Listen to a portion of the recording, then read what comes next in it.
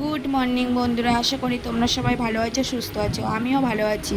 তো আজও চলে এলাম একটি মিনি ব্লগ নিয়ে। আজকের ব্লগটি জামাই ষষ্ঠী স্পেশাল ব্লগ। তো আমরা চলে এসেছি বাবার বাড়িতে, আর এদিকে মা আশীর্বাদ পর্ব শুরু করে দিয়েছে। আর স্বস্তি একটু দেখছে, ক্যামেরার দিকে দেখছে, লজ্জাও পাচ্ছে, আর একটু হাই করে নিল। আর মা হাসছিল আর স্বস্তিকে বলছিল যে ওকেও আশীর্বাদ করবে, কিন্তু ও বলল না। ও ভাবছে ওকে আশীর্বাদ করলে ও হয়তো জামাই হয়ে যাবে, এটাই বলা হচ্ছিল। আর হাসছিল। আর জামাই তো আশীর্বাদ শাশুড়ি মা করছে আর লজ্জা পাচ্ছে, মাথা নিচু করে আছে। আর আমাদের এ বাড়িতে একটা নিয়ম আছে, ওই ফলের যে বাটাটা ওটা আসন থেকে সরে এসে দাঁড়িয়ে তারপরে হাতে তুলে দিতে হয়। তারপরে জামাই শাশুড়ি মাকে গিফট দিয়ে দিল।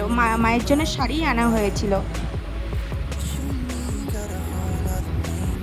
তারপরে আমরা সবাই মিলে একটু নিজেদেরকে ক্যামেরা বন্দি করে নিলাম। প্রথমে আমি ভিডিওটা করছিলাম, তারপরে বড়মশাই বলছে আমার কাছে দাও, আমি ঠিক করে করছি।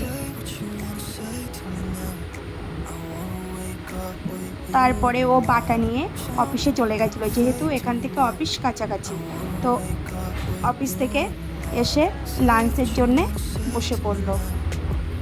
লাঞ্চে ছিল চিংড়ি মাছের মালাইকারি, মাটন, চাটনি, পাঁপড়, দই।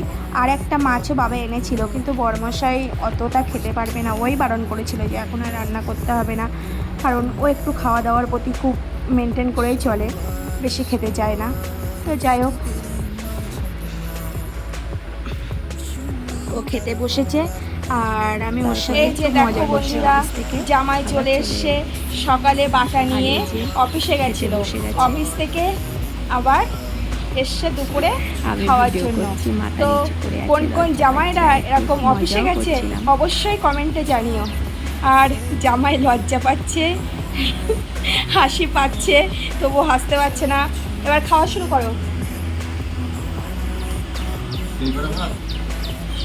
ও জামাই বলছে ভাত কম হয়ে গেছে।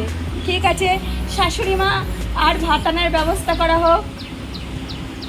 আমি ভিডিও করছিলাম, ওর লজ্জা পাচ্ছিল, আমাকে বলছে এবার ক্যামেরাটা বন্ধ করো, আমি খাবো, খিদে পেয়েছে। জামাই একটু এদিকে তাকাবেন, লজ্জা পাবেন না। তারপরে দুপুরে একটু শুয়েছিলাম, তারপরে চলে গেলাম ছাদে। তারপরে বিকালবেলা আর আমি তোমাদের ছাদে আগেও এলাম। দেখিয়েছি, আমি এটা আমার আগের বাবার বাড়ির ভিডিওতেও সামনের দেখিয়েছি মাঠ, আমার বাবার বাড়ির সামনে পাশে যে মাঠ প্রাইমারি খেলা হচ্ছে, স্কুল। পাশে প্রাইমারি স্কুল। তো আমি 20টা বছর এখানে থেকে গেছি, এগুলোকে আমি খুব মিস করি। তারপরে বিকালে চলে গেলাম একটু লেবুখালি ফেরিঘাটে, ওই আমার বাবার বাড়ি থেকে তারপরে 30-35 মিনিট একটু লাগে লেবুখালি যেতে। আর এটা হচ্ছে ফেরিঘাটে গরুনাথ যাওয়ার পরে কাটাখালী ব্রিজ। আমরা বেরিয়ে পড়লাম। এটা হচ্ছে হরিনাথ কাটাখালী ব্রিজ।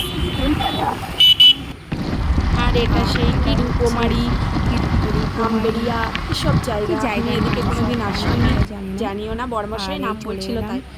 আর এবার চলে এলাম ফেরিঘাটে। লেবুখালী তো ফেরিঘাটে। আমরা যখন এসেছি সন্ধে সন্ধে হয়ে গেছিলো, গেছে, আমাদের ইচ্ছা বেরোতে ছিল। একটু দেরি হয়েছিল। তো তো সন্ধেবেলা হয়তো ঠিক অন্ধকারে ভিডিওটা ঠিক মতো করতে বোঝা পারিনি। যাচ্ছে তো না ভিউটা। অন্ধকারের মধ্যে তো যেটা যাই হোক, করেছি তো অন্য তোমাদেরকে একদিন সেটাই দিনের বেলা দেখাচ্ছি। যাব।